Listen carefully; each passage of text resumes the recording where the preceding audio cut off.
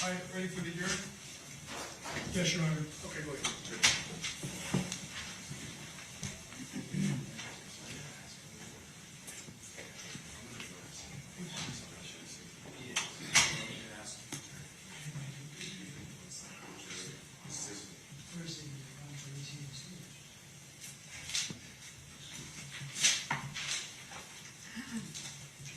Yeah.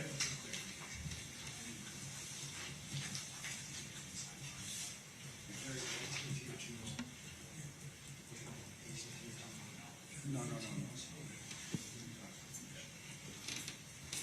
sorry. Just yes, sir.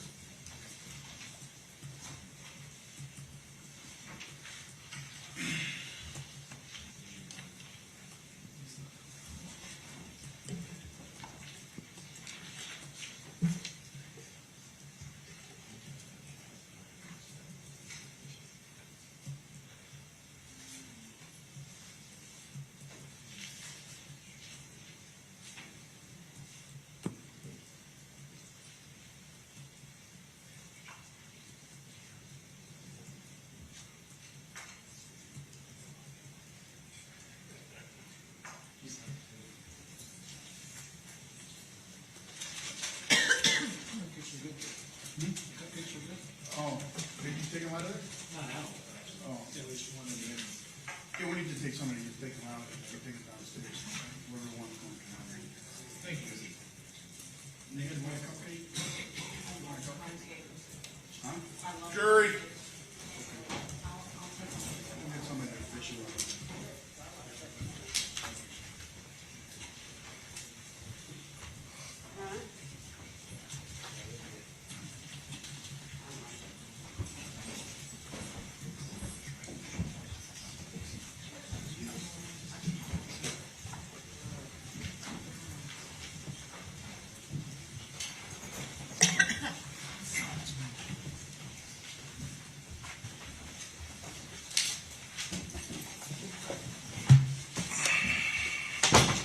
All right, jury's present and seated. You may be seated. You may continue with your cross-examination. Can we put all this on?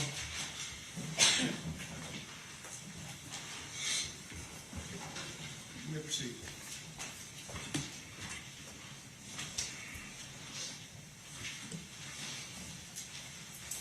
If I take one more moment, Your Honor, I just need to organize these pages. Yes.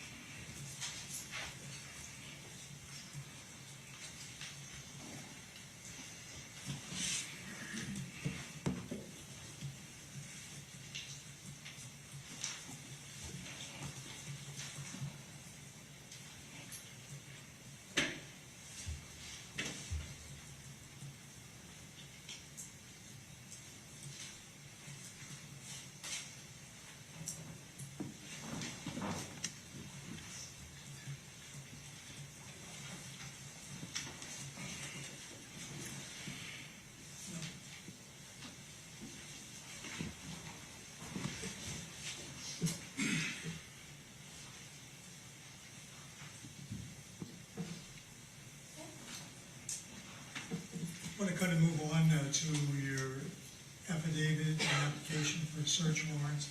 You did prepare such a search warrant on September 15, 2019. Yes, sir, that's correct. Your Honor, I'd like to have this marked as a defense exhibit. Okay. I'm not sure what it is, but It's the affidavit. Well,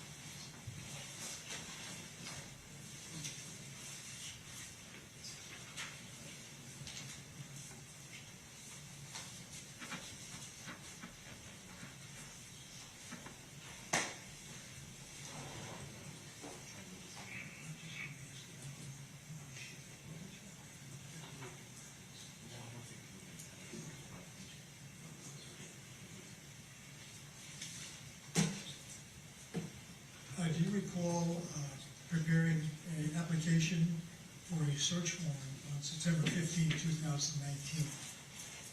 Yes, sir.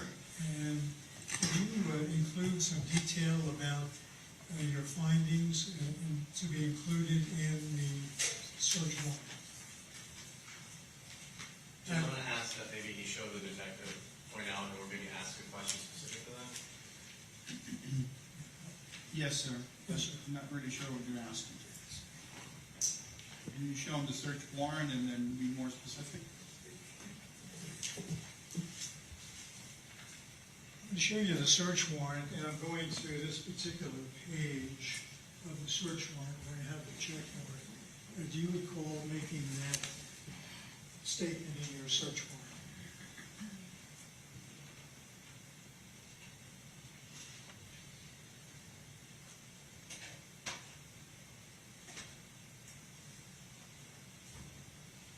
Okay, yes, sir.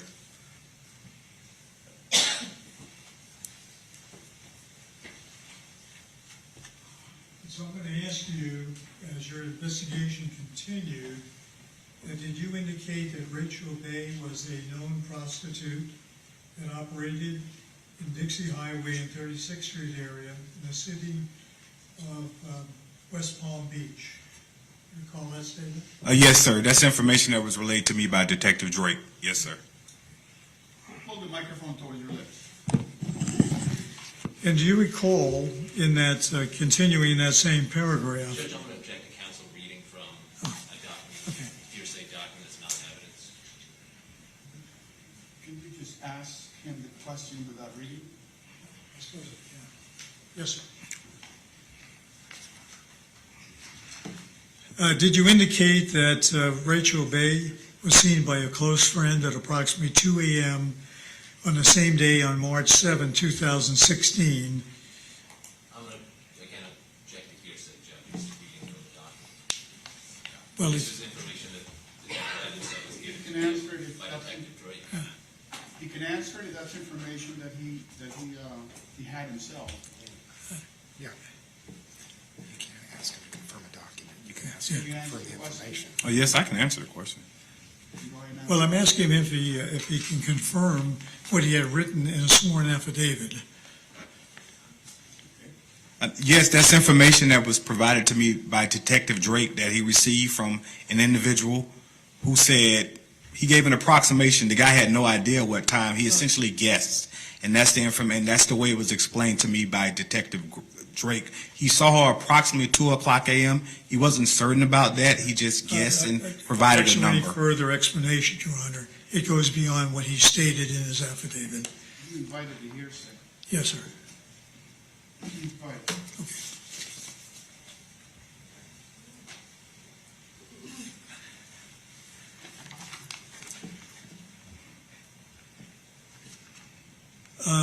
Part of your affidavit had to do with a demand from AT&T Mobility, is that correct? The search warrant for the mobile device records? For the telephone 561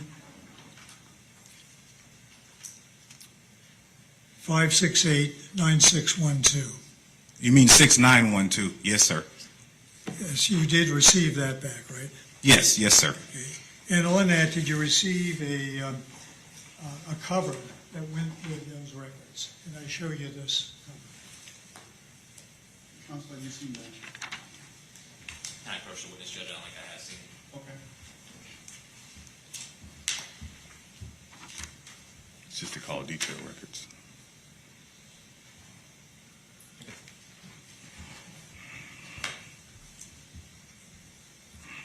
And if you will, can you look at the bottom of that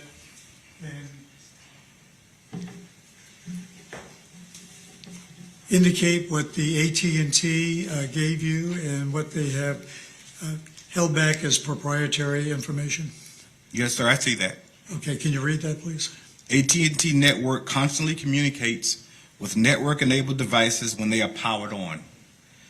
These communications will show as data usage on the customer records, but do not necessarily indicate a customer initiated a transaction. AT&T does not retain records that can definitively show whether a transaction was customer-initiated or AT&T's network initiated the data transaction. The information contained here is for use by authorized persons only and is not for general distribution.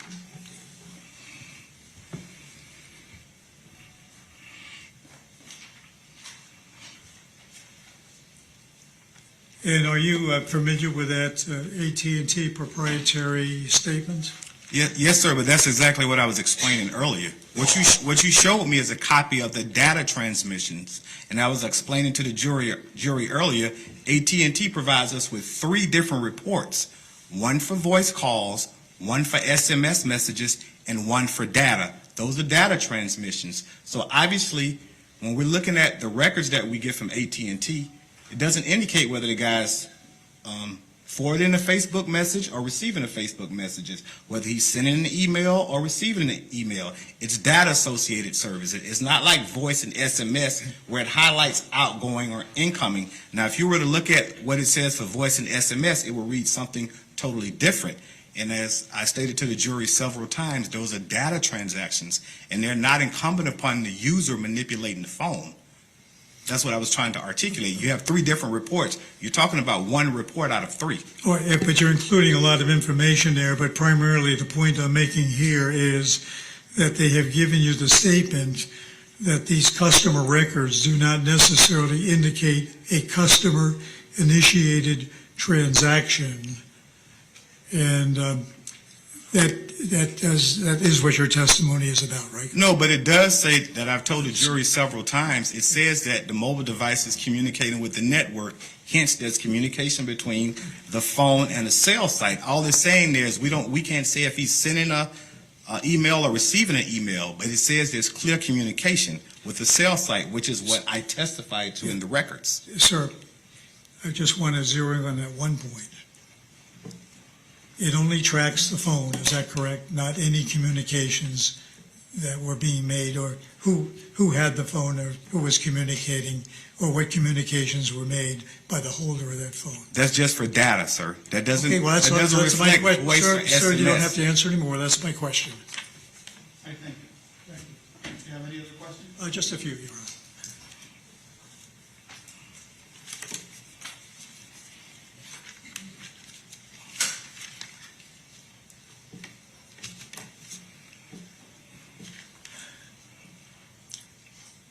From your analysis of these phone records, I presume you looked at all of the other records that you were telling the jury about, besides just the ones that show the animated circles? Yes, I looked at everything. Okay. In those records, did you find that, did you look at Rachel Bay's phone communications? Yes, sir. Did you find that she ever communicated with Robert Hayes' phone? No, sir. Did you ever find that she made any calls to Robert Hayes? No, sir. Did you ever find that she made any text to Robert Hayes? No, sir. Did you find that she made any emails to Robert Hayes? No, sir.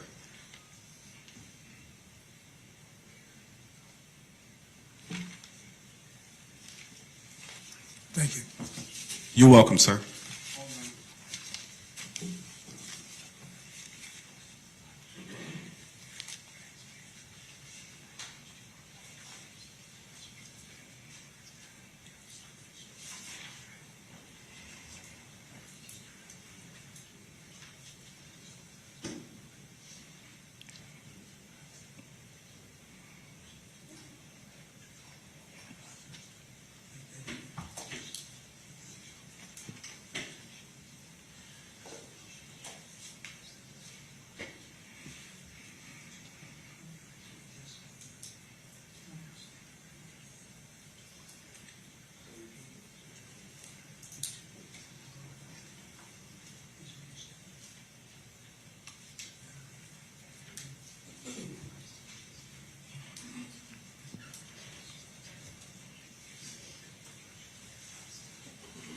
I have no further questions. I think any redraft. Just to clarify a couple things, Detective. So in the data records, if it's an incoming email, it just shows up as data. It doesn't show up as who the email came from or the information contained in the email. Correct. With AT&T, only voice calls and SMS reflect incoming and outgoing data. Because it could be a myriad of things, it doesn't reflect that. And you said you looked at Rachel Bay's phone records. I think her number was ending in 3016. If I'm not mistaken, I think it's 561, is it 503 or 506 3016? Yes. And what was the last outgoing user-initiated communication by that phone, approximately? It was before midnight. I think it was sometime between 10:30 p.m. and midnight on March 6th of 2016. I have one moment, Your Honor. Yes. Thank you, Detective. I have no further questions. Just a question on that one particular item. Were you able to identify whether that was a voice transmission or some other form of communications? With Ms. Bay? Yes, sir, the one you just testified about. If I'm not mistaken, it was a SMS or a text message. And did you ever, or did anyone ever follow up as to who that was being transmitted to? Yes, Detective Drake did. There was a gentleman, I Okay, but believe, you have no he was knowledge. a boyfriend or something like that. Oh, it was to with a boyfriend? Yes. This is what Detective Drake told you. Yeah, a friend of hers, a close friend of hers. Yes, Thank sir. you, sir. Okay, thank you. Anything else? No, Your Honor. All right, the witness be excused. Yes, Judge. Defense? Just, no further questions. Take next witness. The statement's called Tom Bacon. See if you're back.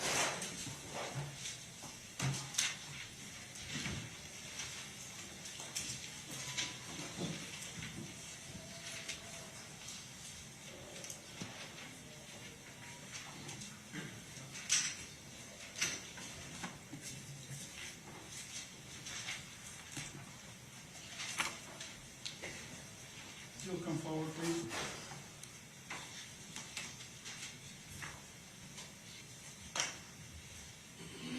Raise your right hand and swear, please. Do you solemnly swear or affirm that the testimony you shall give in this cause will be the truth, the whole truth, and nothing but the truth, so help you God? Yes, ma'am. Yes, sir. Come around here. You got a few foot, just be careful coming from them. 2 steps. Got it? Yes, sir. Yes, sir. Thank you. I think just make sure you speak loud and clear so the viewers can hear what you have to say.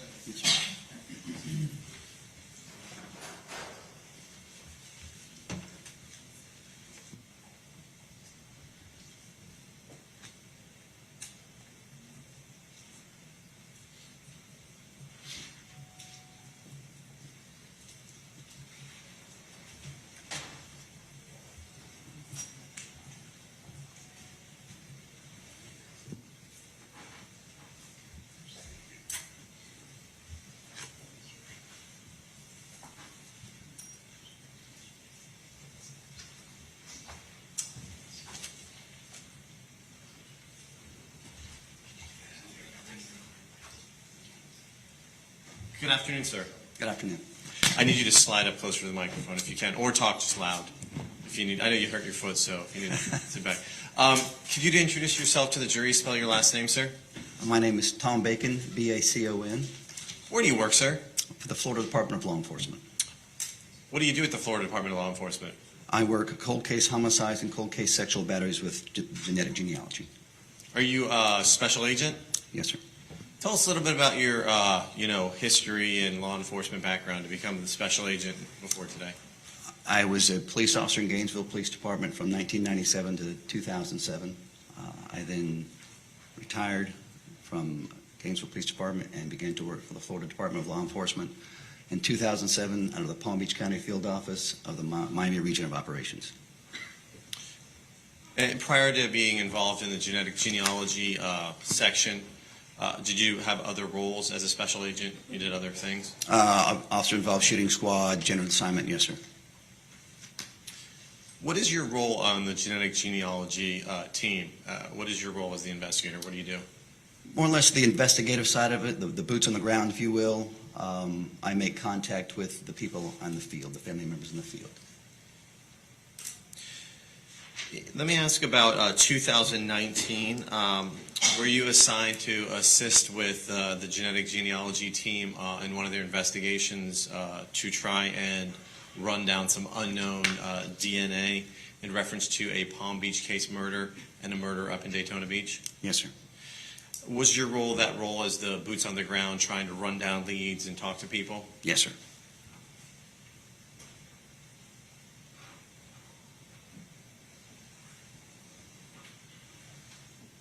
And we heard earlier from another member of the team who described her role. How would you get leads or information to try and run down? Where would that come from? The genetic genealogy team or unit. So, for example, we heard from Miss Abney, Debbie Abney, before. Is she someone who's located in like a building or some location? They provide you leads and you run them down outside of the office? She does the analytical part, and she provides me with names of possible distant family members of the unknown suspect's DNA. And as the investigator, I would go out and contact wherever these people lived and try to have them assist us with the investigation. Let me bring specifically to this case. In June of 2019, did you fly out to California to meet with someone who possibly could be a distant relative related to that unknown DNA from the crime scenes? Yes, sir. Do you remember what date you went out and saw them? Was that June 5th? June 5th, 2019, yes, sir. Who did you go out there to see, sir? Anastasia Anastasio. When you met with Miss Anastasio, was she cooperative? Was she willing to help you out? She was very cooperative. We explained to her that we'd like to assist, and she voluntarily actually gave us, the genetic genealogy team, access to her ancestry account, her family tree account. Once you got the information from her, that access, does accessing her account provide you, what does having access to her account provide you above and beyond the normal public access you may have?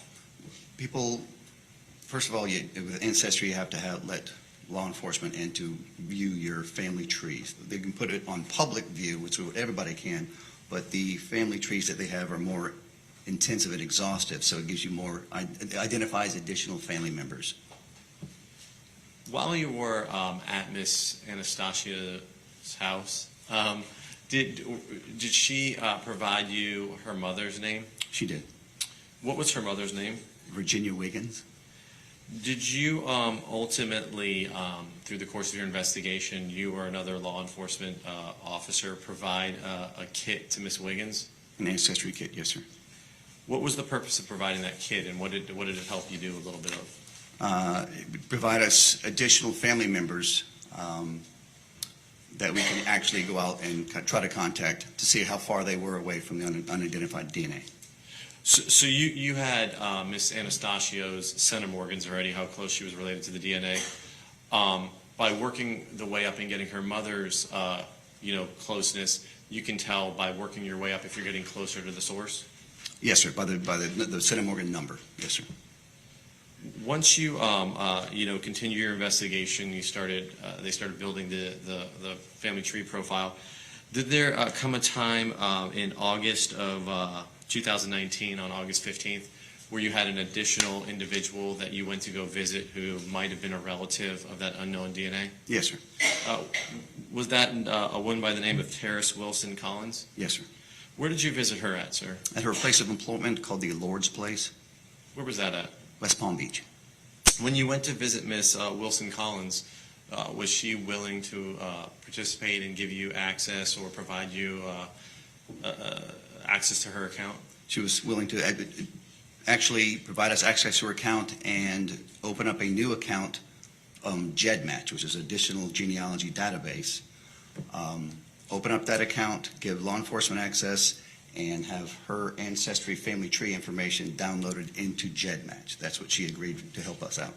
Did she previously have an Ancestry, or did she also have an Ancestry.com account? She had an Ancestry.com account when I went and talked to her, but she did not have a GEDmatch account. She opened one up, uploaded that information. Did you relay that to the genetic genealogy team? That night, yes, sir. Were you notified the next day of Miss Wilson Collins' centimorgans or her connection to the unknown DNA from the crime scenes? The genetic genealogy team notified me that Miss Terrace Wilson Collins was the half-sister of the unknown suspect. Based on that, did you all do some research to figure out how many half-brothers Miss Wilson Collins had? Yes, sir. How many did she have? 3 half-brothers. Do you know the names of those? John Barfield, Jesse Fleming, and Robert Hayes. Yes, sir. What was the next step? Once you all knew that there was possible 3 people who could be the half-brother of Miss Wilson Collins, was there an idea or a proactive step as law enforcement that you wanted to take at that point? It was with a collaborative effort of the Palm Beach County Sheriff's Office to identify where they live, where they work, and attempt to obtain surreptitious DNA. Now, I know what that word surreptitious means, but if you could just maybe explain to the folks what we're trying to do with surreptitious. Discarded DNA that's been left, for example, a cigarette that you throw on the ground, or DNA from a spoon that's been discarded that is in the public and you can collect it. That's an example of surreptitious DNA. And when you use the word surreptitious, do you also mean that you're not trying to reveal to the individual who you're trying to get their DNA that you're collecting it? Yes, sir. So I assume, and I know we've spoken to other folks, those steps were done in this case? Yes, sir. At some point, September 15th, 2019, were you present when there was a search warrant signed to collect the DNA of Mr. Hayes? Yes, sir. Were you tasked with collecting Mr. Hayes' DNA? Yes, sir. May I approach the witness, Judge? You may. Judge, and I don't believe there's an objection from the defense. We've moved in states. I think it's N. Okay, without objection, No objection. it will be admitted as evidence. States 43.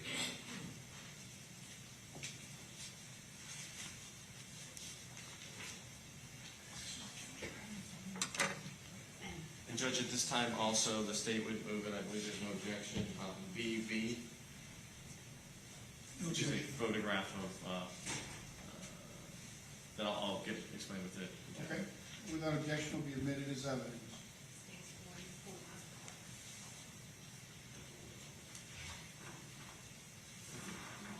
May I approach the witness, Judge? Okay, So I'm going to approach and show you what is marked as, in evidence as 43. Yes, sir. Can you take a moment, look at that, see if you recognize it? It's the small envelope that I use to put the buccal swabs in. Can you say that a little louder? you're trailing off. It's a small envelope that I used to place the buccal swabs in, And we've been using this word buccal swabs. What is a buccal swab? inside of the cheek. Okay, so did you yourself actually take out like a Q-tip, we'll call it a long Q-tip, and did you swab the inside of Mr. Hayes' cheek? Yes, sir. Do you see Mr. Hayes in the courtroom today? Yes, sir. Can you point him out, describe an article of clothing he's wearing? He's wearing a light blue tie right there. Let the record reflect the witnesses identify Mr. Hayes. The record will so reflect. Sir, once you collected his buccal swab, or his mouth swab, we'll call it, did you place it in the envelope? Yes, sir.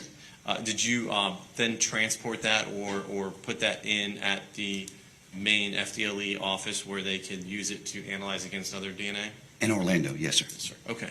Now, I'm also going to approach and show you what's in evidence as States 44. Can you take a look at that, sir? Yes, sir. Yes, sir. Do you recognize that? Yes, sir. Is that a photograph of the another buccal swab or oral swab you took of Mr. Hayes the same day? The package that the oral swab was placed into. How did my screen go off? That was, I was trying to turn mine on, Judge. It's just the power. Going back on, sorry.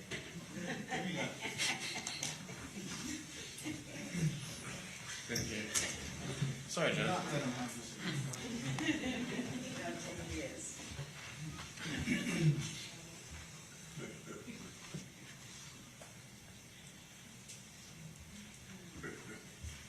May I publish to the jury, Judge? You may do so on your screen. Yes, sir. We're now showing the jury what is in evidence as 44 Yes, sir. on the screen here. Is this the other sample you took from Mr. Hayes that day? Yes, sir. Okay. And this one, did you give to the Palm Beach lab or leave it with the Palm Beach folks to have? Yes, sir. May I have just a moment, Judge? Yes.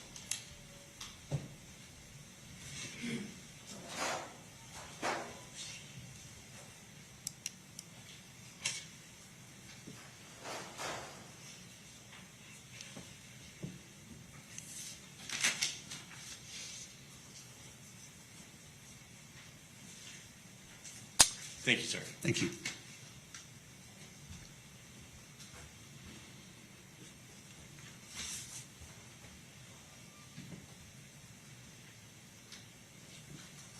You finished with the witness? Yes, I'm just going to shut this off. Okay. Any cross-examination? I mean, may the defense have a minute or two to talk? Yes.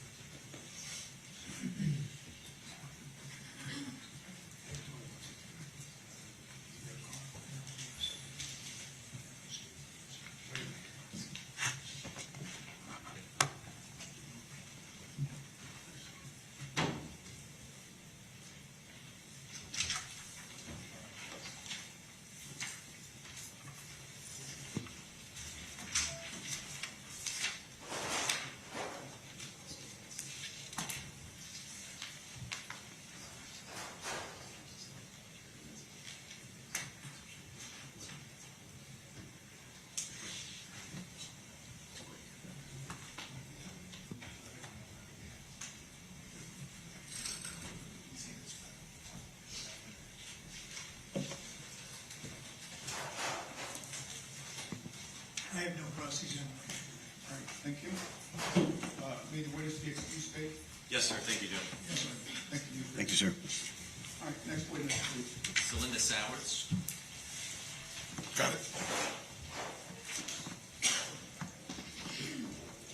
Feel better. Thanks, sir.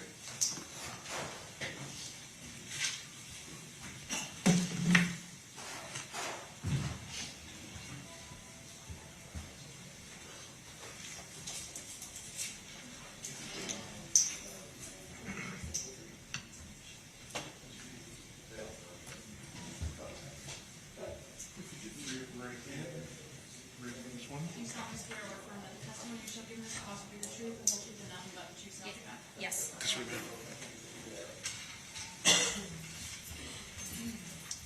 feet. Thank you.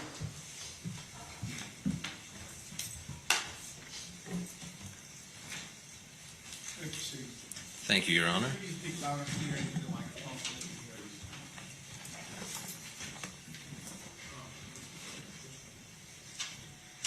All settled in? Yes. Okay. Could you please state your entire name and spell your last name for the court reporter, ma'am?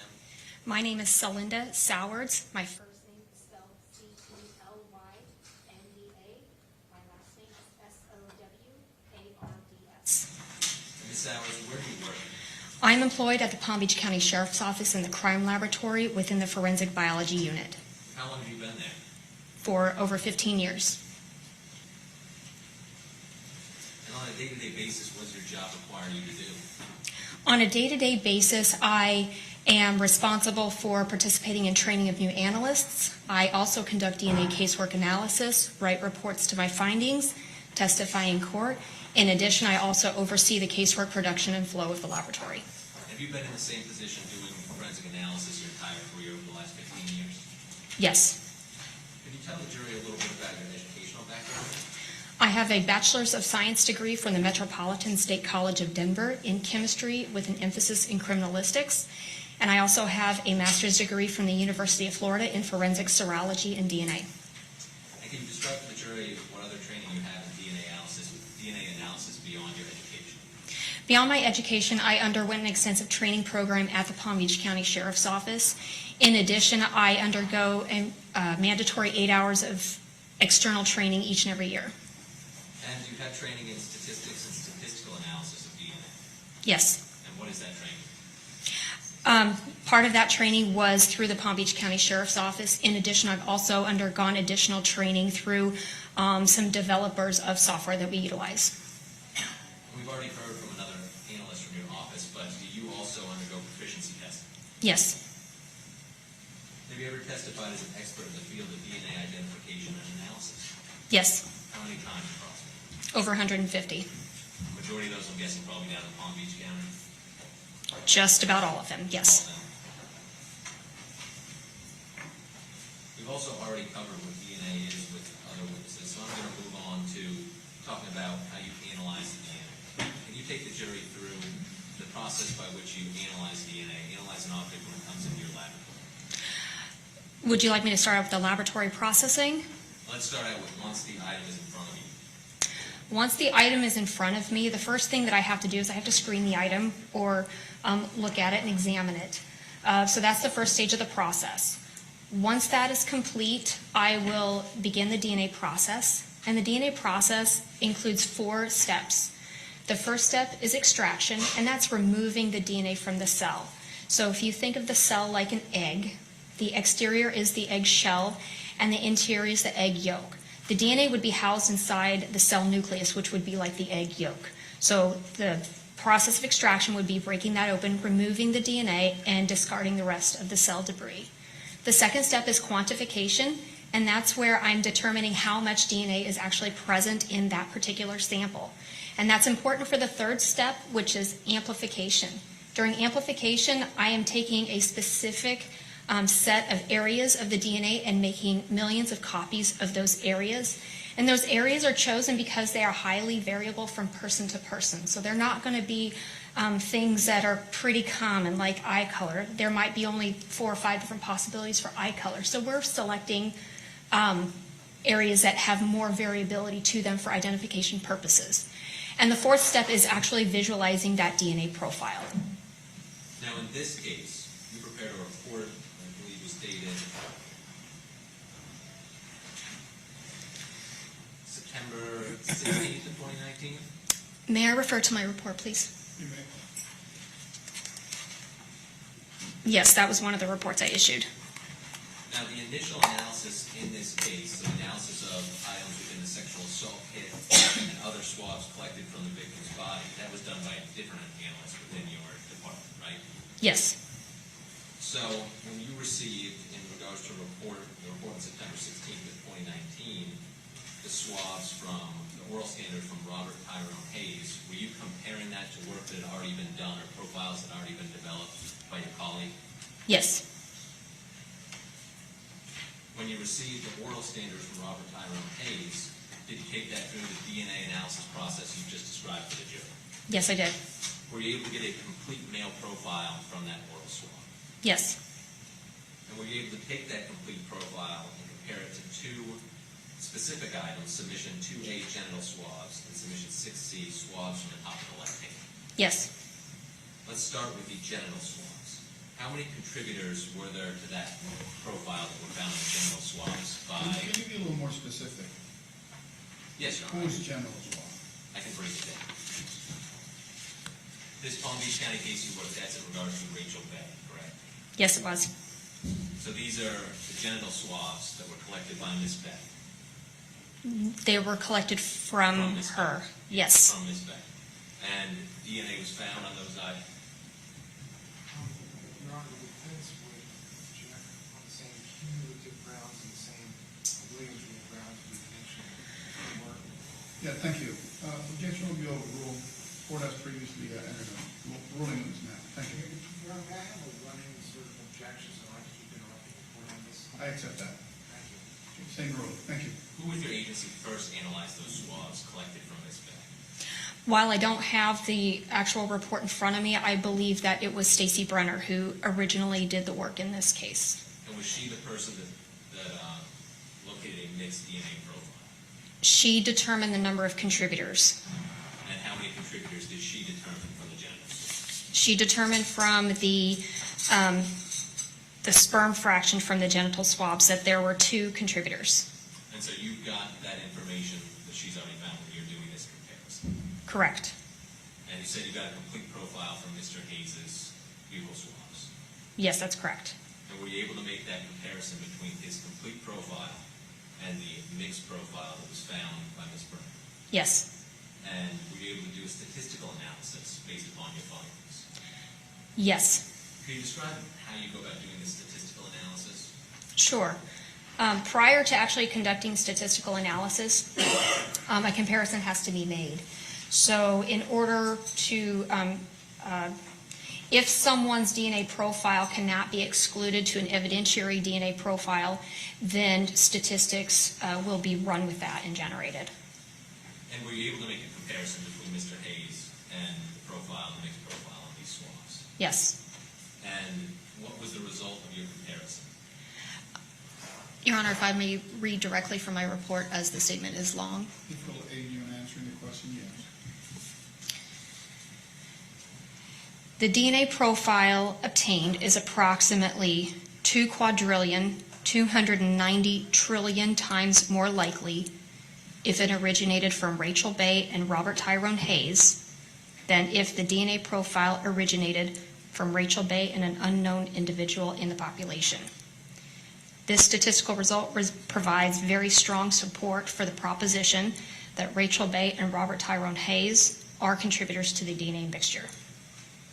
And how many zeros, that number you read, how many zeros are in that number? In that particular number that I read to you, 13. And can you say the number one more time? I'm sorry. 2,290 trillion. So to break down the statement from your report, it's over 2 quadrillion times more likely that that mixed profile is Mr. Hayes and Ms. Bay than for Ms. Bay and anybody else. That is correct. And you mentioned the words very strong support. Is that the highest level of opinion that your agency gives? Yes, that is utilizing a verbal scale. It's trying to provide some kind of a weight to the number that I've provided to you. And in our verbal scale, very strong support is the highest level, similar to if we look at the category of hurricanes, we have category 1, 2, 3, 4, and 5. There's nothing beyond a 5. Thank you, ma'am. And I want to turn your attention now to the DNA located by your colleague on submission 6C, swabs from the top of the left hand. You also make a comparison, actually I'll strike that question. How many contributors were in that mixed profile that was found by your colleague? From the swabs of the top left hand, which was denoted as submission 6C, it was determined that there were 3 contributors to this DNA mixture. And were you able to take her findings and compare them to the buccal swabs from Robert Hayes? Yes. And did you reach any conclusions based upon your comparison? Mr. Hayes could not be excluded as a contributor. And did you also do a statistical analysis on that item as well? Yes. Would you like to read right from your report the results of your statistical analysis? Yes. You could go ahead. The DNA profile obtained is approximately 1 septillion 340 sextillion times more likely if it originated from Rachel Bay, Robert Tyrone Hayes, and an unknown individual than if the DNA profile obtained originated from Rachel Bay and 2 unknown individuals in the population. This statistical result provides very strong support for the proposition that Rachel Bay and Robert Tyrone Hayes are contributors to the DNA mixture. Now, I know those are 2 large numbers. What's higher, septillion or quadrillion? Septillion is larger.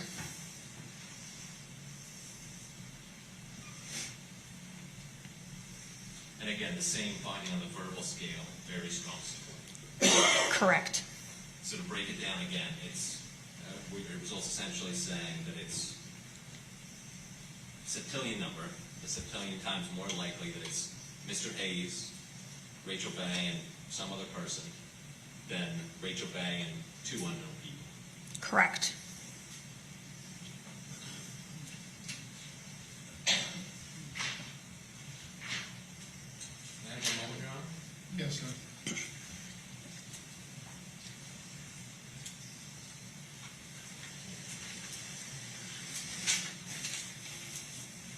anyone no further questions, we'll go into the witness. Thank you. Any cross-examination? Thank you, Ron.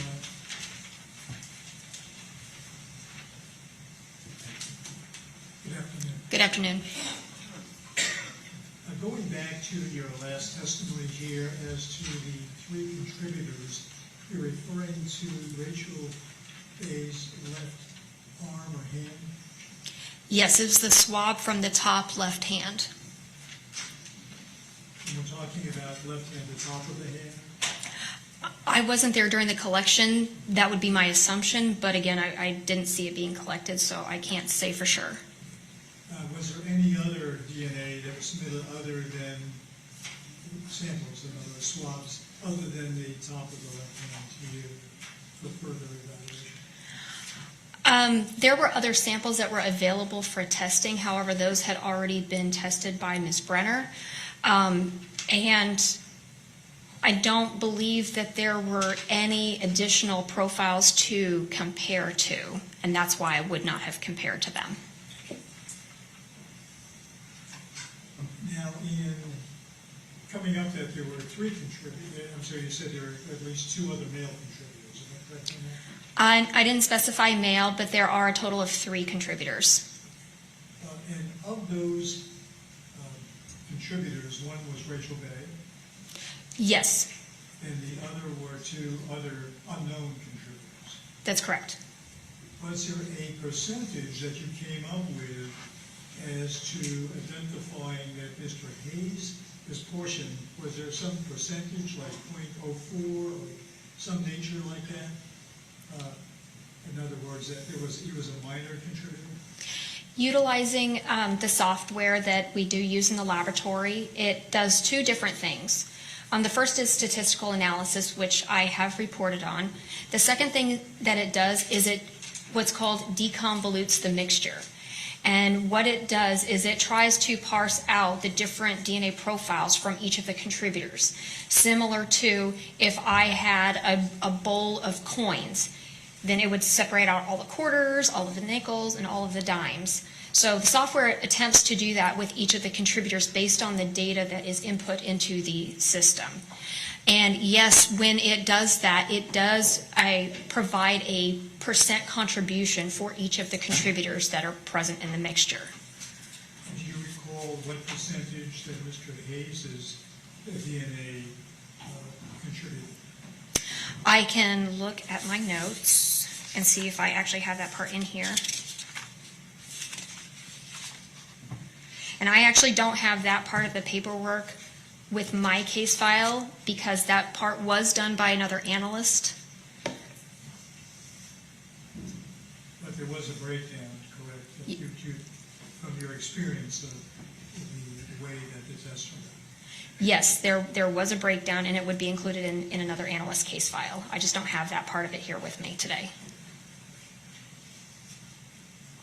And you gave some numbers here of billions of possible contributors as far as that portion of DNA. Do you have the figures of the second contributor as to the percentage of the general world population as you read off from Mr. Hayes? The numbers that I provided in my statistical analysis are with regard to a certain scenario or certain makeup for the entire DNA profile. It's not with regard to any particular one individual.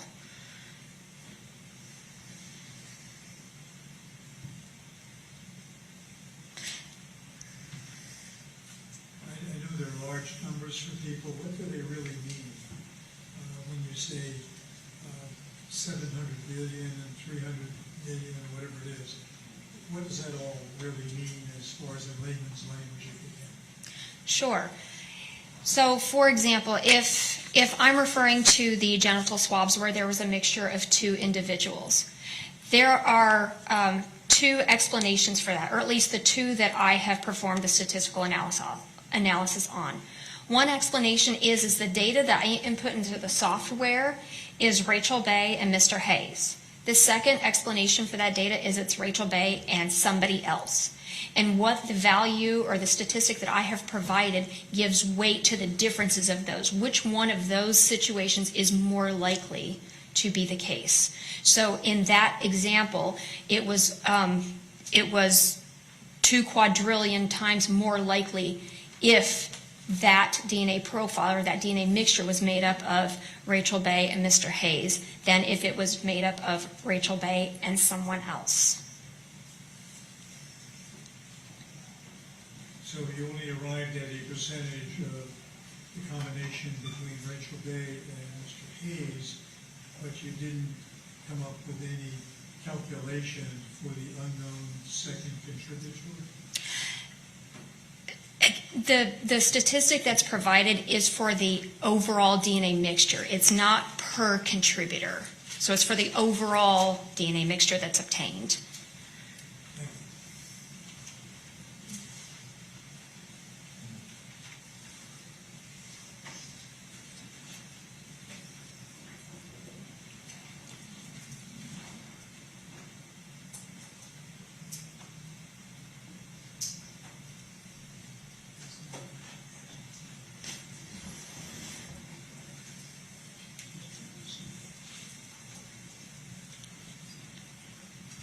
I have no further inquiry, Your Honor.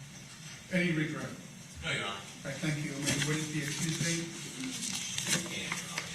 Defense. Thank you, Lisa. State, call your next witness. Yes, sir. State call Meredith Mccaskill.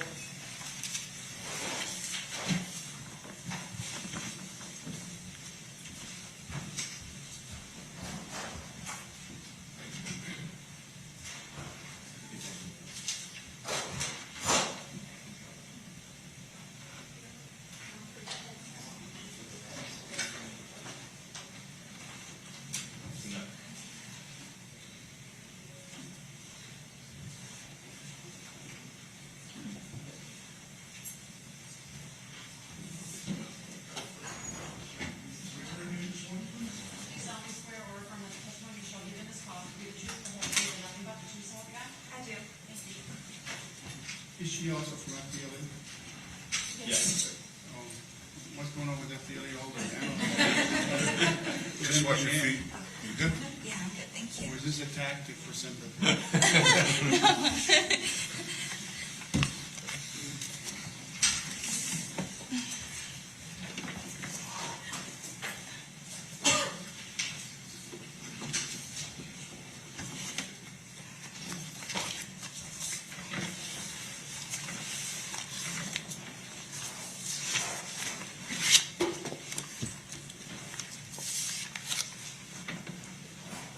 You may proceed. Thank you, Judge. Good afternoon, ma'am. Good afternoon. Could you please introduce yourself to the jury and spell your last name? Yes, my name is Meredith Mccaskill. My last name is spelled M-C-C-A-S-K-I-L-L. Where do you work, ma'am? I am employed at the Florida Department of Law Enforcement in the Orlando Regional Operations Center. Can you give us a little background of what you do there and how long you've been there, ma'am? Yes, I am employed as a crime laboratory analyst in the biology DNA section. I have been employed at FDLE since April of 2011, and my current duties involve analyzing items of evidence for the presence of possible DNA sources. This can be body fluids such as blood, semen, or saliva, but it can also be skin cells or what we call touch DNA that's left behind by somebody touching an item or potentially wearing it. Once we have analyzed those samples, we can compare them to known DNA profiles from people thought to be associated with the case. Give us a little background about your training and experience to become an analyst, including your educational background, please. I have a Bachelor of Science in Biological Sciences from Clemson University and a Master of Science in Biomedical Forensic Science from the Boston University School of Medicine. At FDLE, in order to become a crime laboratory analyst, we have to successfully complete an extensive training program. This training program takes about 1.5 years to complete. It includes multiple written and oral examinations, hands-on processing of training samples under the supervision of a qualified analyst, mock trial exercises, and it ends with a final oral examination and a final mock trial exercise. And I assume you passed your training because you're sitting here today. Yes, I did pass. Do you also have to pass proficiency training on an annual basis? I think twice a year. Yes, our proficiency testing is twice a year. We've all heard about that like 4 times. So have you had your proficiency training and you continue to have it for the last 10, 11 years since you've been there? Yes, once I became an analyst in February of 2015, I've successfully completed all of my proficiency testing since then. How many, about how many samples of DNA do you think you've tested over your career? Thousands of samples. Is that to include sexual assault kits? Yes. Have you testified in court as an expert in DNA before? Yes, I have. How many times do you think that's been done? I would say approximately 30 times.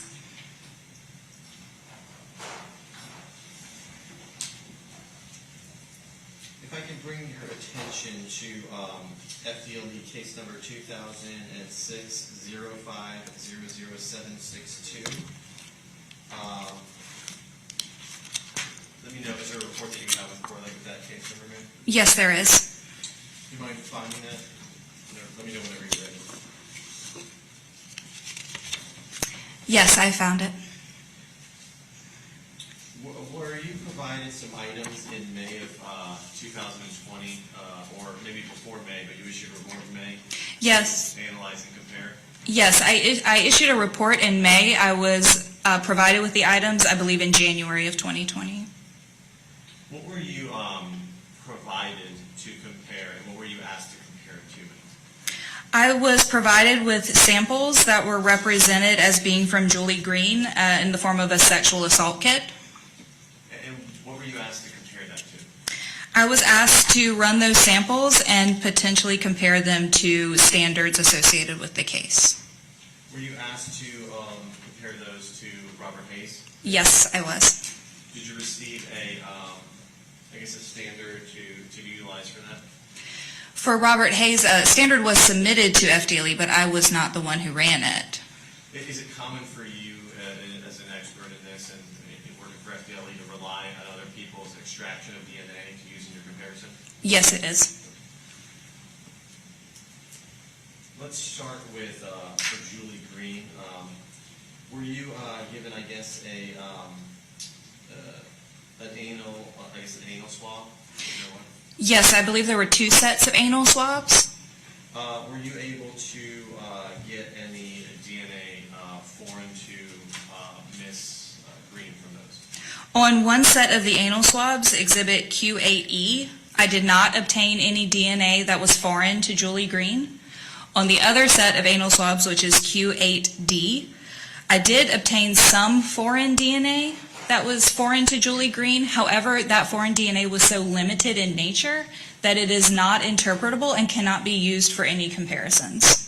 So you weren't able to use that DNA to exclude the defendant in this case? Correct. I was not able to use it to compare to anybody. Now, did you also receive a vaginal swab? And I guess that would be exhibit, that's Q8C? The vaginal swab was in there, but I did not perform any DNA analysis on the vaginal swabs. Okay. Did you use any of the results from that previously? Yes, I was able to use the vaginal swab had been previously run and DNA results had been obtained from that, so I was able to use those prior results for comparison to standards. Did you exclude Mr. Hayes, Robert Hayes, as that donor for that? Yes, Robert Hayes was excluded as a contributor to that mixed DNA profile.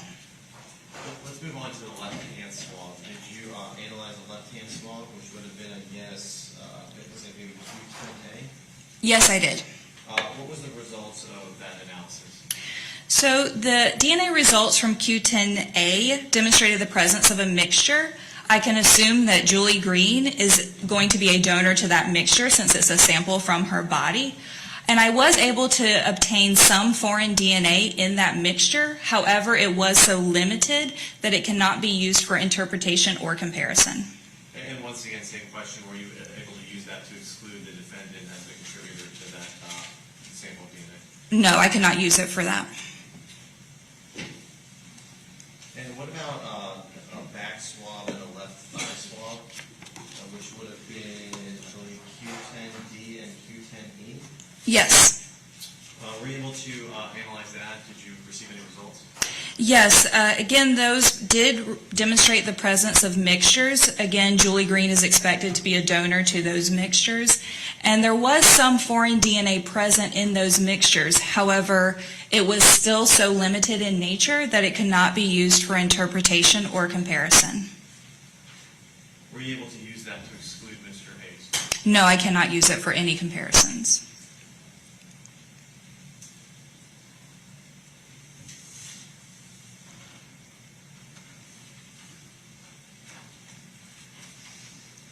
And hypothetically, just as a side note, have you dealt with projectiles before that have gone through different body parts or went through the human body? Yes, I have. Have you been able to get DNA off those items if they've traveled through the body and haven't saved the body? Well, I have gotten some DNA results from fired projectiles. Have you likewise also from fired projectiles not gotten DNA samples from it? Yes, there have been times when I've gotten no DNA results from fired projectiles. Thank you, ma'am. If I can bring your attention now to FDLE case number 2006-0502-723. Yes. And that is I guess, based on a lab report you issued on May 4th, 2020? Yes, that's correct. Did you likewise receive those items sometime in January of that year? Yes, I did. Did you receive a sexual assault kit in that case too, ma'am? Yes, I believe it was a sexual assault kit, but containing vaginal, oral, and anal swabs.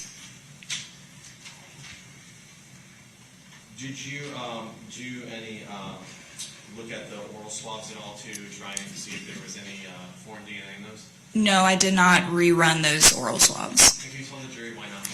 The previous examination of those swabs, there was nothing foreign to Iwana Patton on those swabs, so there was no need to go back and rerun them in an attempt to get more information. Likewise with the rectal, well, the anal swab. Yes. Did you rerun that or try and find any DNA in that? No, I did not. And can you explain once again to the jury why not? Again, for the those swabs have been previously examined, and I believe for those it was no DNA results obtained at the time, so there is no need to go back and take more cuttings in an attempt to get additional information. There was nothing there to begin with. So when you say there was no DNA, there wasn't even Miss Green's DNA? I don't believe so. Can you maybe in your training and experience, can you maybe explain to the jury why from an anal swab or rectal swab you may not even get the person's DNA? Yes, so for that orifice, it's not a orifice that really deposits a lot of epithelial or skin cells onto the swab when the orifice is being swabbed. So like with a swab from the inside of your mouth or maybe the vaginal area, there's a lot more DNA from that person being deposited on that swab. In addition, with that rectal and anal area, there is a potential for fecal material, which can contain bacteria which may be detrimental to the DNA process. Did you also have fingernail scrapings from Ms. Patton? Yes, I did, from the left and right hands. Were you able to try and analyze that to see if there was any foreign DNA? Yes, I did run both of those through the DNA process, but the left fingernails, that sample itself was just limited and not interpretable. I can't even say that Iwana Patton is visible in that sample. For the right hand fingernails, Iwana Patton, again, is expected to be a donor to that, but I did not see any DNA that was foreign to her in that sample. And in the pubic hair region, I guess there was a swab from there? Well, for the pubic hair sample, it was actual hair that had been collected, so I went through the hairs and found 5 hairs that were suitable for DNA testing. I ran all 5 of those hairs and did not obtain any DNA that was foreign to Iwana Patton. Did you also have Ms. Patton's underwear? Yes, I did. When you ran Ms. Patton's underwear, did you not find a foreign DNA on her underwear? Correct. There was no DNA foreign to Iwana Patton on that sample. Now, and let's move on to the last item, which would have been the vaginal swab from Ms. Patton. Yes. May I first notice, Judge? Right. I'm going to approach and show you what's marked in evidence as States 23. If you can take a moment and look at that, ma'am.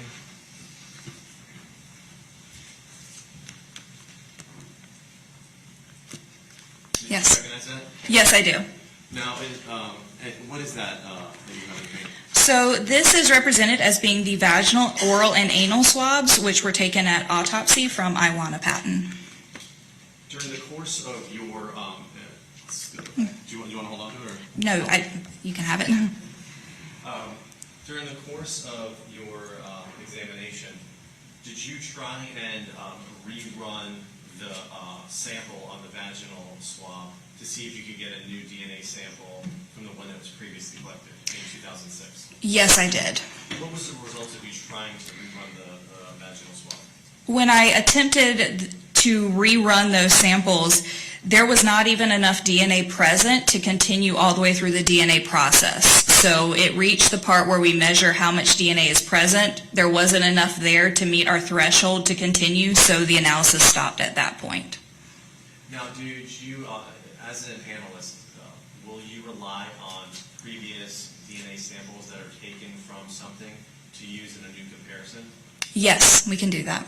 So were you aware and did you have access to Emily Moran's DNA that she ran, and it was reported on a report on May 18, 2006 in reference to that sample of the vaginal swab? Yes, I had access to that. Were you able to compare the vaginal swab that was done in 2006, the profile from there, to Robert Hayes' profile? Yes, I was able to make that comparison. What was the results of your comparison? So Emily Varan obtained a partial foreign DNA profile from the vaginal swabs. That partial foreign DNA profile matches the DNA profile from Robert Tyrone Hayes, and the observed foreign DNA profile is approximately 24,000 times more likely to occur if that sample originated from Robert Hayes than from an unrelated individual. Do you recall if back then, when Ms. Moran ran that, if she saw semen at the time there? I don't recall, but I know that they did do semen testing at the time. Thank you. May I just have a moment, Judge? Yes.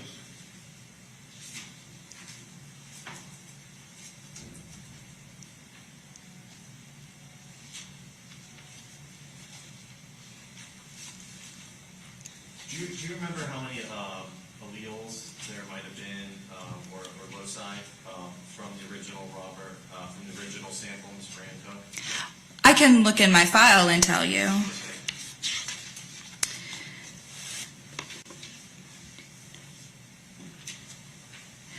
So she had information, the foreign information was at 8 loci or locations, and it was a total of 1, 2, 3, 4, 5, 6, 7,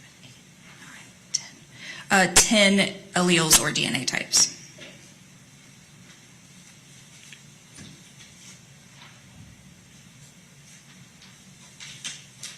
Just have a moment, Judge.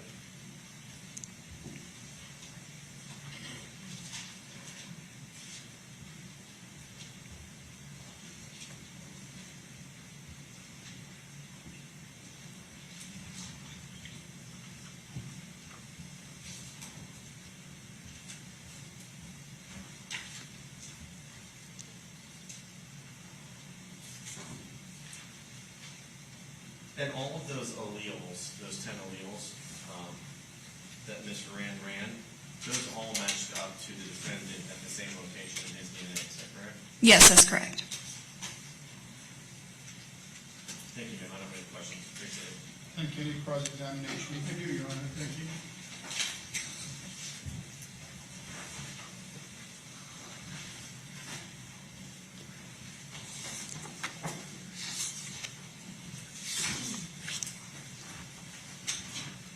Good afternoon, Mr. Mccaskill. Good afternoon.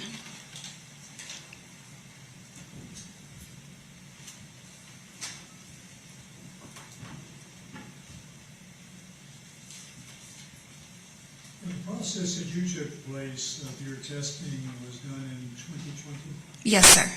and you evaluated other reports that were given to you from dating back how far, 2006? Yes, it was all the reports are contained in the case files associated with these cases. And when you say contained in the case file, what kind of history do you get on those cases? Do you get all of the procedural steps that were taken in evaluating the DNA? In other words, how many rotations were made, and so forth? Well, the case file itself contains the reports. It contains all of the extraction or quantitation worksheets, everything through the process that we use, ending with the electrophorograms that show the actual DNA results. So all of that is contained in the case file itself. You just gave a statement, and something that Ms. Emily Moran had prepared in evaluating the Iwana Patton vaginal swab. Did you indicate that she performed 8 rotations? I'm not sure what you mean by rotations. Well, when you split up the DNA, how many times do you separate it? I understand that you have to separate it so that you don't consume all of it, and you use certain parts of it to verify your findings. Are you referring to the wash steps that separate, that allow, as part of the separation between a sperm cell fraction and epithelial cell fraction? That's correct. Okay, I am familiar with we call them washes, but I don't know off the top of my head how many wash steps were performed in 2006. I was not working at FDLE in 2006, so I could not testify to the procedures that were in place at that time. As far as a standard operating procedure, is my number correct that normally it's around 24 washings to look at? So you don't utilize all of it, but you've broken it down so you can preserve the results of your test. Well, what I'm referring to as a wash step is when we're doing the separation of the two DNA fractions to ensure that it is as clean of a separation as possible, meaning that the DNA from the sperm is contained in one sample and the DNA from any other sources of cells, like skin cells, is in another sample in another tube. I'm not sure that I'm following what your question is about conserving part of the sample. We do, like when we're taking cuttings of the swabs, we take a cutting and there may potentially be some left, but there's not like a set number. In the case of the vaginal swab taken on Ms. Patton, do you recall how much of that was utilized and how much was left for subsequent testing? I can look at my notes and see what's in here.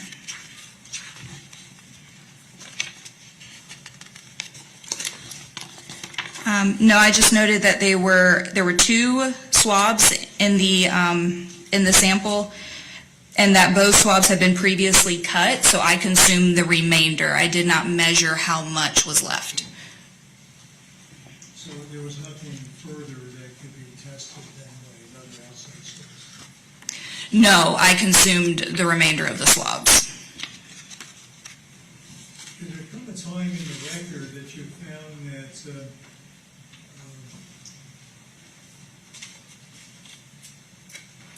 Julian Ms. Barron had given incorrect case numbers with the submission of the sample?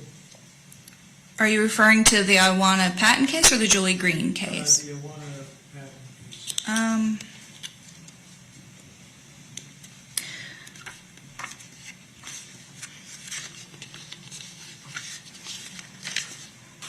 I don't know that I have any notations in the Iwana Patton case.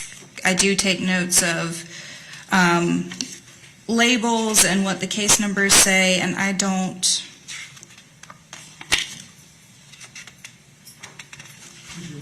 I don't believe that there was, I don't see anything in my notes. Was Let me double check that file.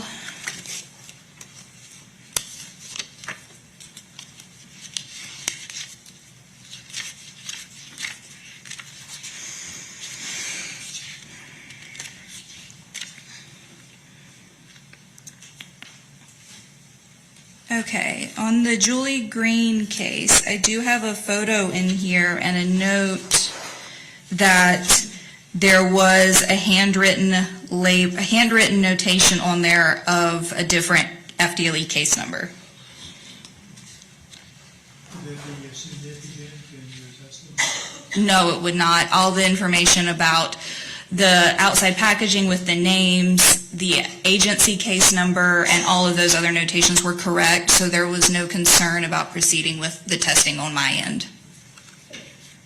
In summary, on the Julie Green case, there was no DNA that you found that was connected to Mr. Hayes, was there? No, he was excluded from those vaginal swabs, the previously run sample, and then everything that I ran, there was either no DNA results or limited, not interpretable DNA results, nothing foreign to Julie Green, or if there was foreign, it was foreign and not interpretable. So there was nothing that I could use for comparison in any of the samples that I ran. So in answering that, I think you've already answered the question that we've had. There was no connection between Iwana Patton and Julie Green's DNA. In other words, there was no interpretation of similar DNA that was found on Ms. Patton that was found also on Ms. Green that belonged to Mr. Hayes. Well, yeah, like I said, the vaginal swabs, he was excluded, and then everything else that I ran in the Julie Green case, I did not have anything that I could compare to any standards. Going back to the Iwana Patton case,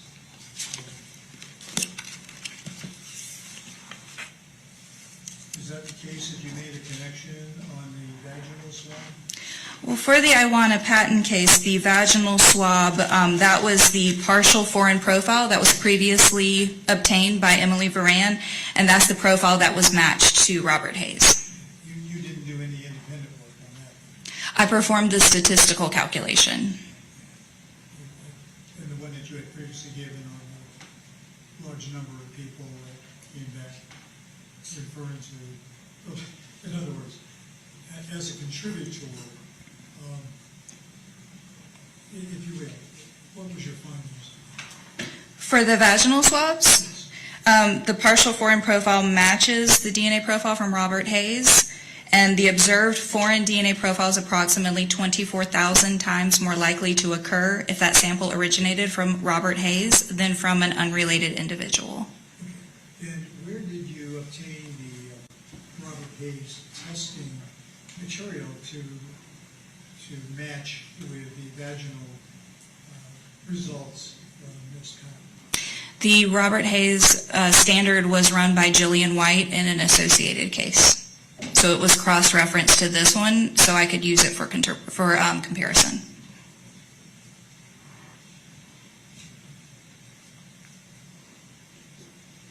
Now, you were using the latest technology, the global filer at this point? Yes, that's correct. The one that would really detect anything that wasn't previously detected?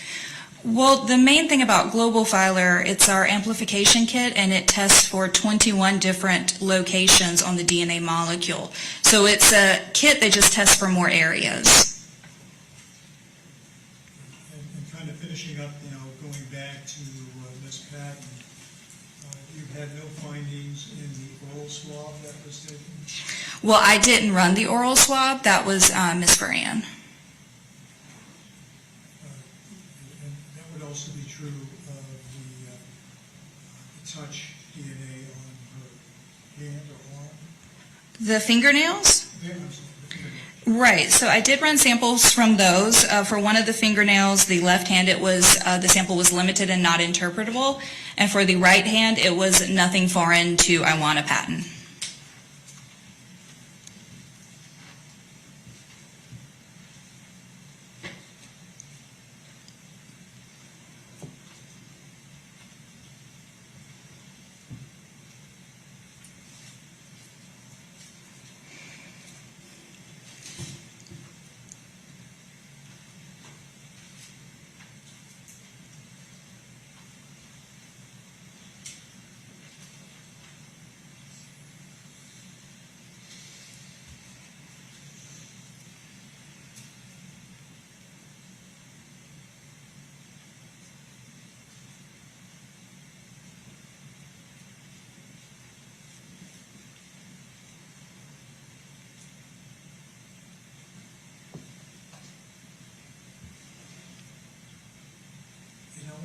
sure of my conclusion on the Julian Green case.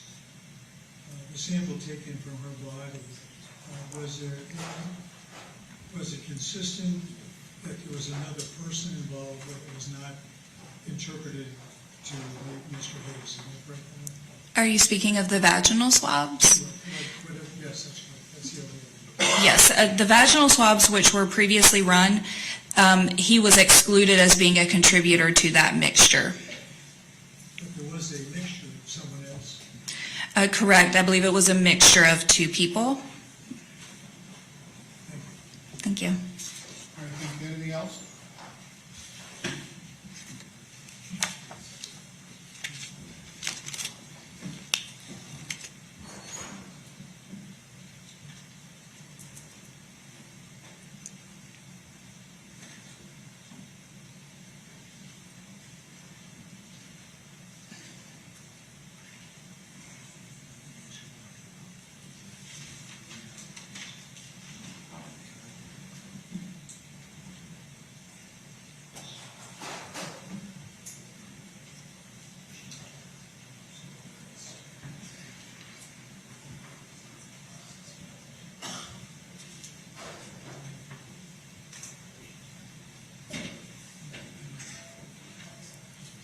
No other questions? Anything else? No, sir. All right, thank you. May the witness be excused, please? Yes, sir. Thank you. It's 4 o'clock. Where do we stand? Can we go sidebar though? Good? Yeah, I'm good. Thank you. Yeah, just schedule.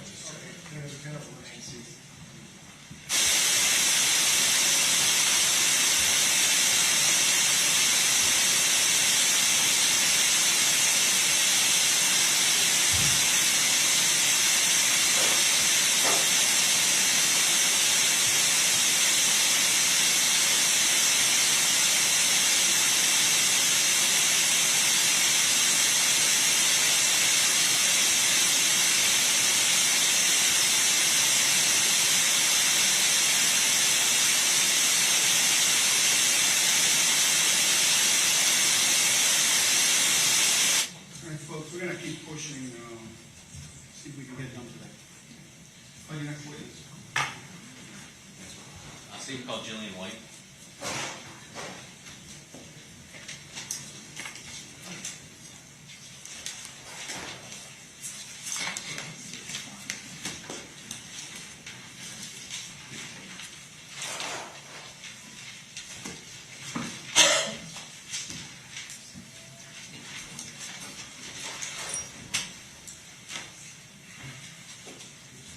Okay, she was previously placed under oath. She's still under oath.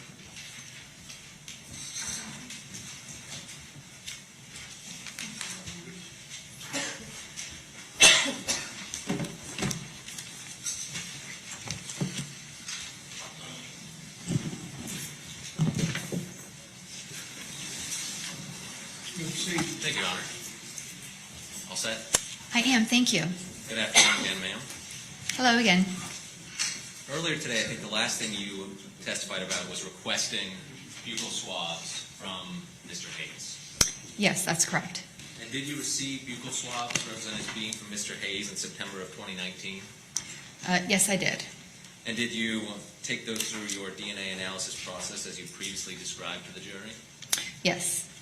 And jumping ahead, the results of your testing, were they documented in a September 18th, 2019 report? Yes, they were. What agency number, exhibit number was given to the swabs from Mr. Hayes? The agency exhibit number was Q26. And after you took that through the DNA process, were you able to get a complete profile from those swabs?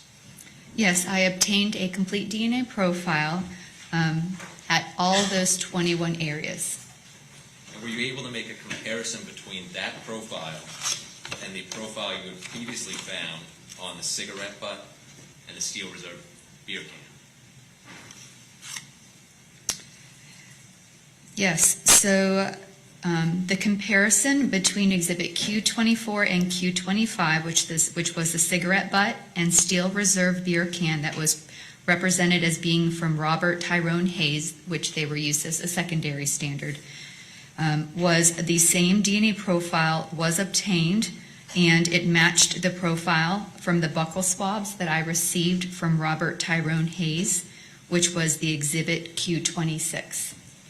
And after doing that, were you able to take Q26, that complete profile from Mr. Hayes, and compare it to the profile that was found on Ms. Gunther's oral swabs? Yes, I did the comparison. And what was the result of that comparison? Was it a match? The foreign DNA profile that was previously obtained from the oral swabs matched that profile from Robert Tyrone Hayes, which was the Exhibit Q26. And did you do a statistical analysis as you did with the beer can and the cigarette butt? Yes. And what was the result of that statistical analysis? So the observed foreign DNA profile is greater than 700 billion times more likely to occur if the sample originated from Robert Tyrone Hayes, which was the Exhibit Q26, than from an unrelated individual. And I know you previously testified that 700 billion is the cutoff point for your statistical analysis. Is that right? Yes, for our reporting purposes, we report the cap of 700 billion. Do you record the actual number in your FDLE case file? Yes, the actual calculated statistics is in my case notes. And could you please share that actual statistical likelihood with the jury from the case file?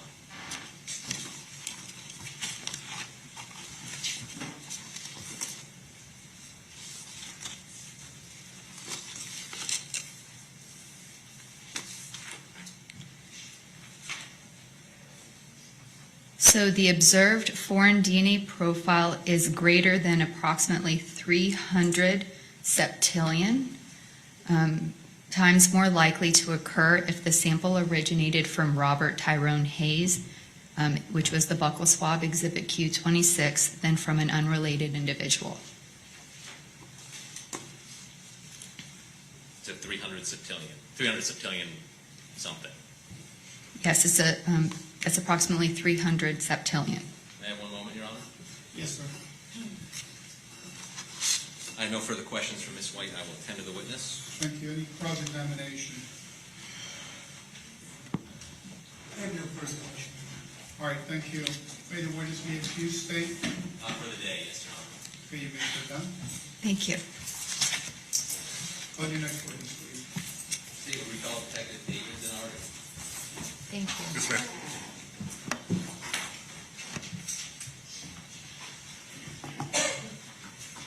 Thank you. Yes. I've never seen Bill move that fast. You got to 2 hours for $5. All right, Detective Denard.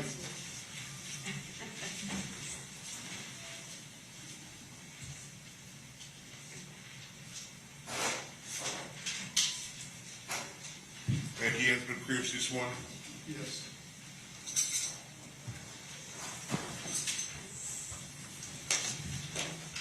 You come around here, please.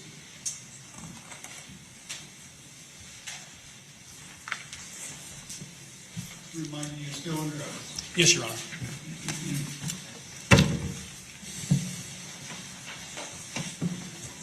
You may proceed. Thank you, Your Honor. Good afternoon, sir. Good afternoon.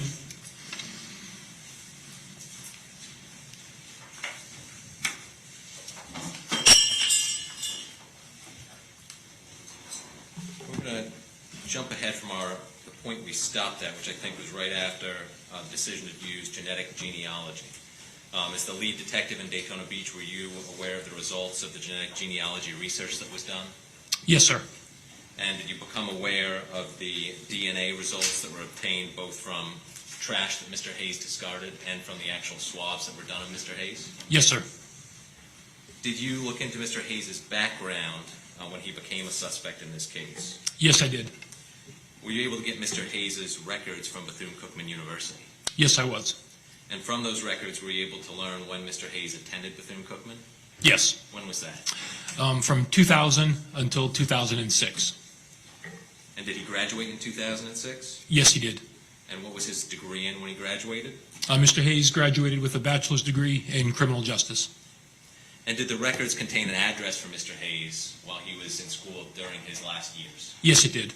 And what address was it that he lived at in 2005 and 2006? The address of record was 427 Jefferson Street in the city of Daytona Beach. Or at this time, pursuant to the business records certification that's affixed to the exhibit, the state would move into evidence states RR. Mr. Hayes' presumed Cookman records. Yes, thank you. No objection. Without objection, they will be admitted as evidence. State's number 45.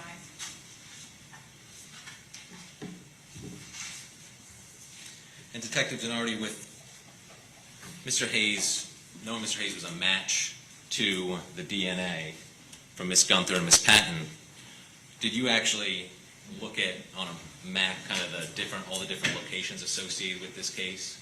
Yes. And do you believe it would aid the jury if they saw that map and you were able to point out the relevant locations within the city limits of Daytona Beach?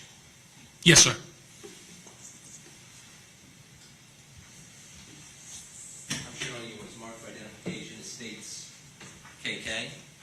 Do you recognize that map? Yes, I do. Does that depict the greater Daytona Beach area? Yes, it does. And do you recognize the tags on that map for the relevant locations in this investigation? Yes, I do. And does it accurately depict those locations? Yes, it does. Your Honor, I move this item into evidence as the next numbered state's exhibit. All right, any objection? No objection. Without objection, it will be admitted. State's number 46. May I have the witness step down, Judge? Okay, you're not gonna use the keys? No, Okay. the old-fashioned one. Count, please.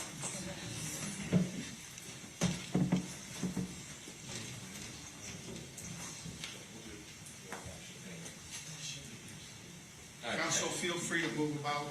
Thank you, Your Honor. in this map of the Daytona Beach area, Allow counsel, waiting to see each of you watch.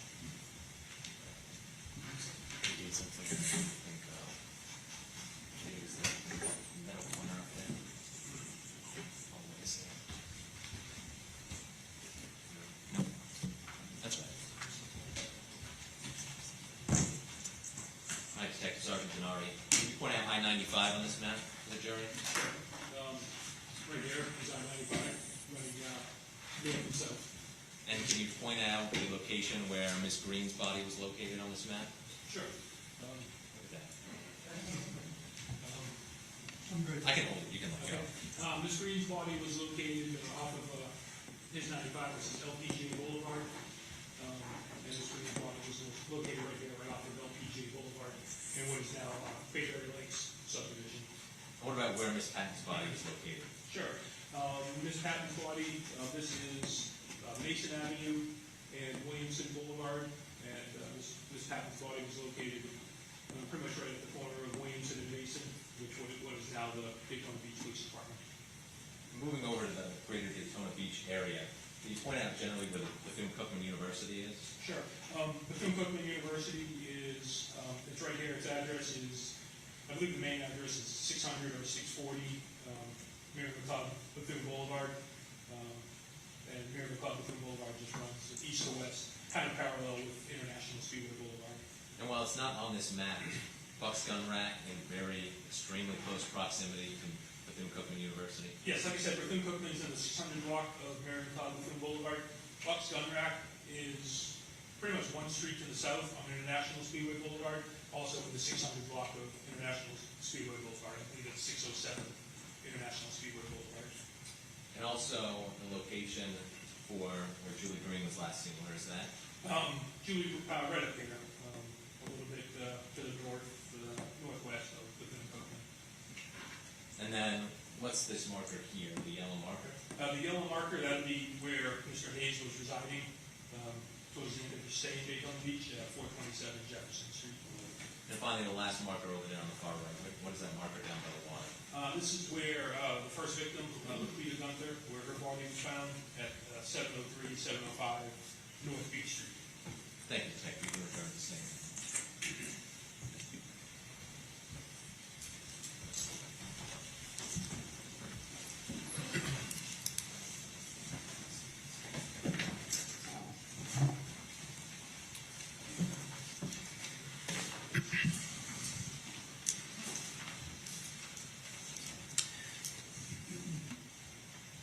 Detective, after you finished your investigation, you had all of your DNA results back from the Florida Department of Law Enforcement.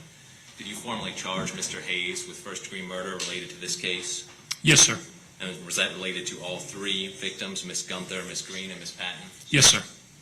Were you in Palm Beach County when Mr. Hayes was interviewed? Yes, sir. And you were able to observe him during that interview? Yes, I was. Detective Denardi, if you could please point out for the court and for the jury, the gentleman whose foreign DNA was located on Ms. Gunther and Ms. Patton's dead bodies. Sure, it's the individual sitting over there with the light blue shirt and the blue tie, sitting next to the two attorneys. And as the record to reflect, has identified the defendant, Your Honor. The record will so reflect. May I have one moment? Yes, sir. I have no further questions for the detective. Thank you, sir. All right, thank you. Any cross-examination, Mr. Shea?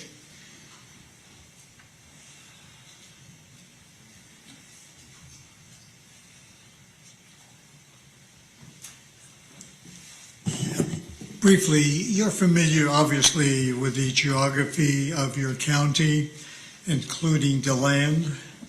Yes, sir. Okay. And if someone was driving from DeLand to the location where Miss Julie Green's body was located, is that a direct route down the highway, and then you turn onto LPG and then make a left into the development where she was located? Yes, I mean, they could get there. Okay. And similar to Miss Patton, from the land, you would come down at the highway. What number is that highway? I'm not familiar. 95? No, sir. The one that comes from the land. I-4. You can take Speedway Boulevard or I-4. The most direct route that not I-4, but the highway that comes along in front of the jail and all of that over there. 92? You would take the Route 92, catch LBJ, go over 95, then make a quick right to what is now known as Valor, and that was the location of Miss Patton's body, correct? Yes. And as those locations, back in those days, was rural, is that correct? Yes, they were both under construction at the time. But they were rural. There wasn't much out either location. Correct. The shopping center wasn't there and all of that. Correct. Okay. And would you conclude that those rural locations are different than where Ms. Gunther's body was located? Yes. That would be more in the city limits with the buildings and so forth. Correct. I apologize for interrupting. I think I got to move from this draw because he just gave it up. He gave it to the fact. What was that? I mean, I got the three victims' DNA was caused by Hayes. That's a question for the jury to decide. all right, well, I think I need to do it. okay, well, we'll go ahead. Let me finish it, okay? Am I waiting? Okay, I have no further questions. All right, thank you very much. Your Honor, my co-counsels asked if we could approach.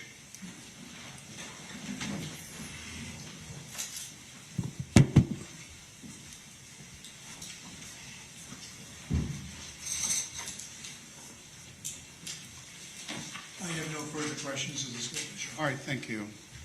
Ladies and gentlemen, this witness has expressed an opinion with respect to DNA.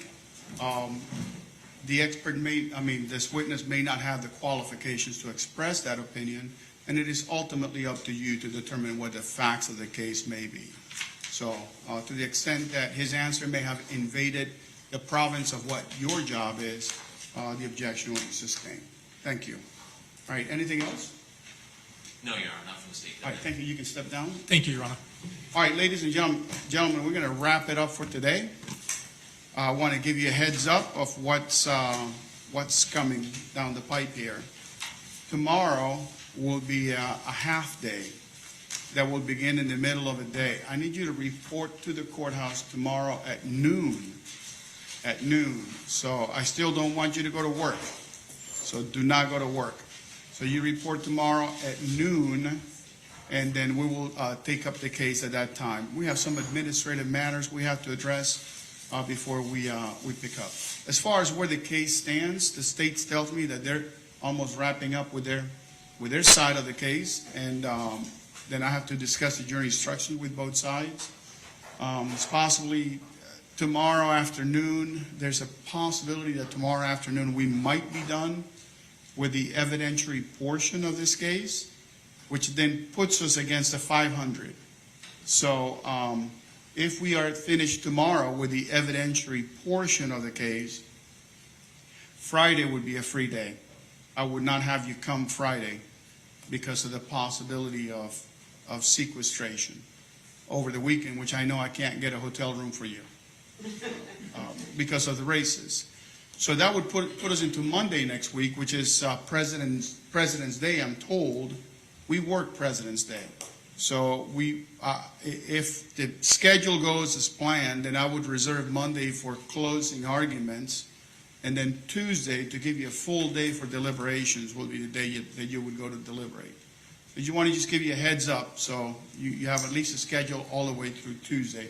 And this is all anticipated and is subject to change based upon the circumstances.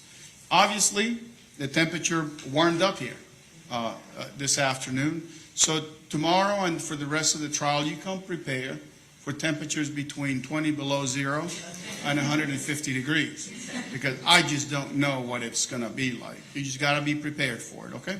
All right, I'm going to remind you again, we're getting close to the end of the evidentiary portion of this. But we haven't heard everything yet, and you haven't heard the law.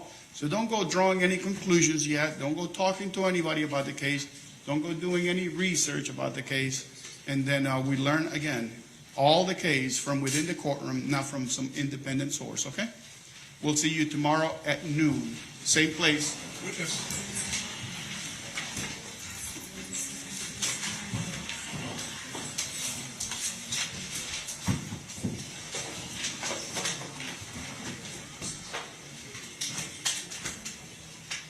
Yes, leave your pens and pens, please. If you want to take your pen, just don't forget tomorrow. Yeah. If you want to take your pen in the bed.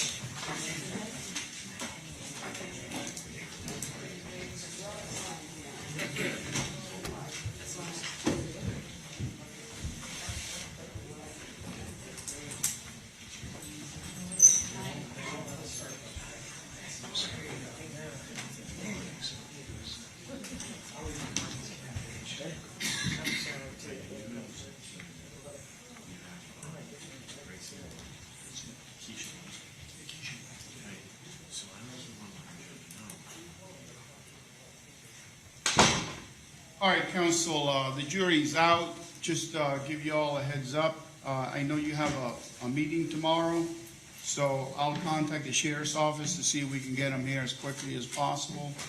We just have to start at noon. If you're going to have anything to present, it has to be done tomorrow. Yes, sir. So you need to work on that tonight. I will email you the jury instructions today as well. Judge, if I can just inquire, I was talking to Mr. Shea. If his side of the case only takes an hour and a half or so tomorrow, might we go into closing arguments tomorrow and be able to have him deliberate Friday? Or, I mean, because I don't think his case, just talking to him, I could be wrong. If it does run short, I mean, that leaves us with almost all afternoon. Your Honor, in that regard, there is so much. Listen, I think I want to stick to my schedule, because even if that's true, then we're looking at a verdict for Friday and then not reconvening until the following Friday. At the earliest, if not the following Monday. I don't really know what you guys have left to do. I'm assuming you're going to want to take a deposition of somebody at some point in time. Yes, sir. And I'm assuming that you're going to want an expert to do something at some point in time. We have that set up for on the weekends, yes, sir. And I'm assuming that you guys may or may not produce a report. I'm not really even sure. So if we do that, we're going to create a big gap. I just assume trying to create the smallest gap as possible, not kill ourselves with overtime, and then. That's fine, Judge. So. Your Honor, you're talking about starting the penalty phase immediately after. It sounds like you're talking about two things at once. I'm sorry, I'm mixing them up. I didn't understand you. No, the trial. Listen, let's Okay, assume you're worst talking case about- scenario. Yes. Let's assume worst case scenario. Under my schedule, we would have a verdict on Tuesday. Hoping I have a verdict on Tuesday. then I would pause the trial until the following Monday. I know that you have Thursday to do his appointment. I don't know how quickly your expert can produce a report. I don't know how quickly your expert can do anything. And that's why I just asked, though, as soon as the 24th, I asked the court to order that as soon as the scans are done, I don't need the report from their expert. The scans, we need to get to our expert right away. So we just need those ASAP on the 24th, or else we may not be able to turn it over till Monday. I mean, if they don't turn it over till Monday, we can't be ready on Monday for the penalty phase. I don't even know how quickly they do these things, to be honest with you. It's digital, so the scans are there, and they just send them to whoever reads them after. I already cashed out, a couple of cases of beer just to try to get these done. Yes, sir. On time. So at this point in time, I guess we'll be begging again for quick results so that they can be shared.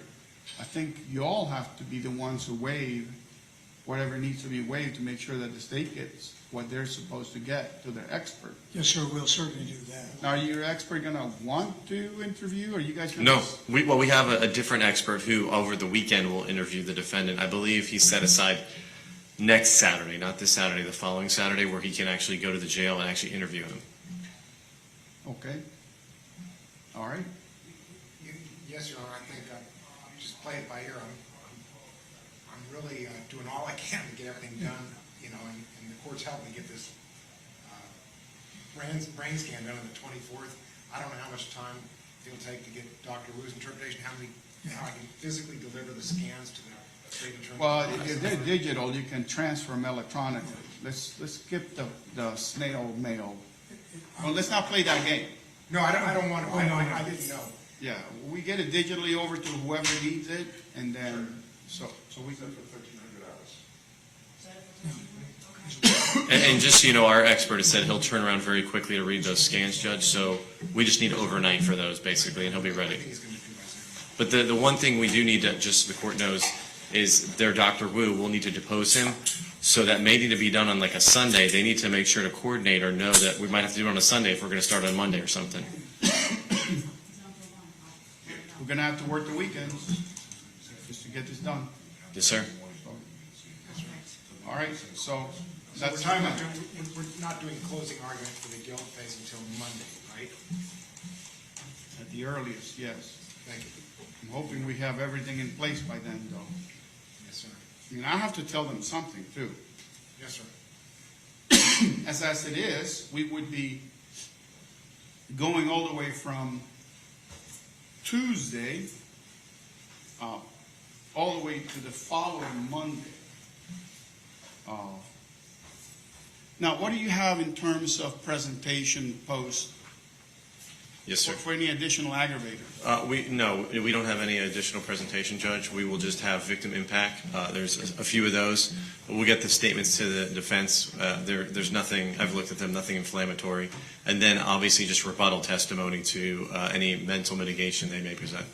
Okay, how about you all? Are you going to have a big presentation for mitigation, or? We've got about 6 lay witnesses, and we have 2 psychologists and Dr. Wu. And Hyman Eisenstein, Nicole Graham, those are 2 defense psychologists. And Dr. Joseph Wu interpreting the brain scan, and 6 lay witnesses, which should take minutes apiece. So one day would be sufficient for? I think if we work diligently, I think maybe we can definitely do closings by Wednesday morning, maybe Tuesday afternoon. Okay. Well, it'd be great if it could be Tuesday afternoon. If you allow us to work, and we just work fast and we're all ready to go, we'll have our doctors ready to go, Judge, and we'll be ready to rock and roll. Okay. All right, well, let's give it a try, okay? Yes, sir. That's all we can do. We don't know enough right now. Okay, we'll see you tomorrow at noon. Be here by 11:45. Yes, sir. Thank you.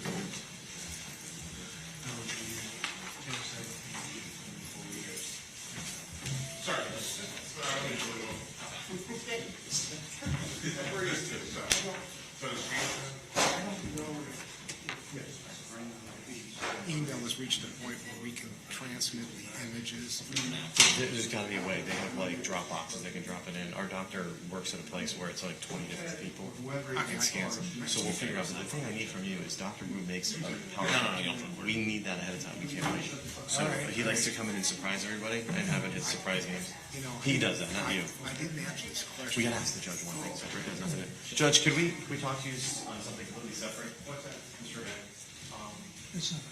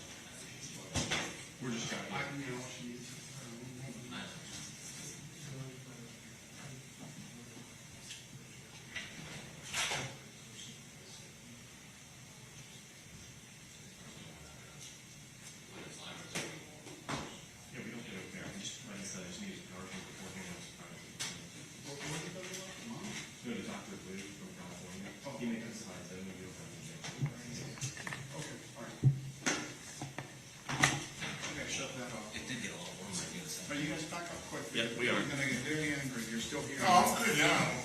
I iterate.